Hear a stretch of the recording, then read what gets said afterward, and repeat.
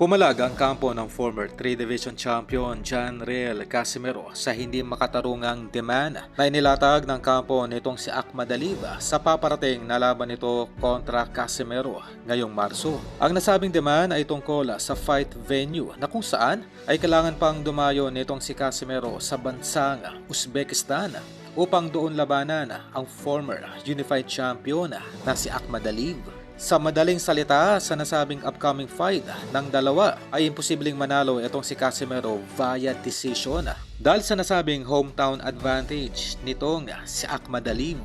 Pangalawa ay literal na barya lamang ang may uuwing guaranteed purse nitong si Alas sa naturang upcoming fight. Dahil ating napag-alaman na 5 million pesos lamang ang maaring mauwing guaranteed purse nitong si Casimero, malayong malayo sa humigit kumulang 20 million pesos para dito kay Akhmadalib.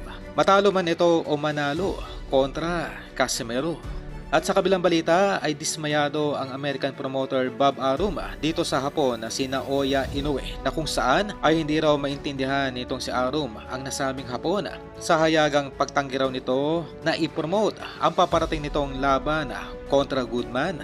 Para po sa hindi nakakaalam, sa 6 na naging laban nitong si Naoya Inoue sa ilalim ng Top Rank Promotion ay sa isang laban pa lamang kumita itong si Bob Arum at ito ay ang naging laban ni Naoya Inoue sa Japan kontra Luis Neri. Sa madaling salita, sa kabuuan ay hindi pa rin lubusang nakakabawi pa itong si Bob Arum sa mga naging previous fights nitong si Naoya Inoue na kung saan ay mas marami pa rin ang naluging laban dahil sa mga nasabing mismatch at kawalang interes ng Hapon na ipromote ang mga sarili nitong naging laban.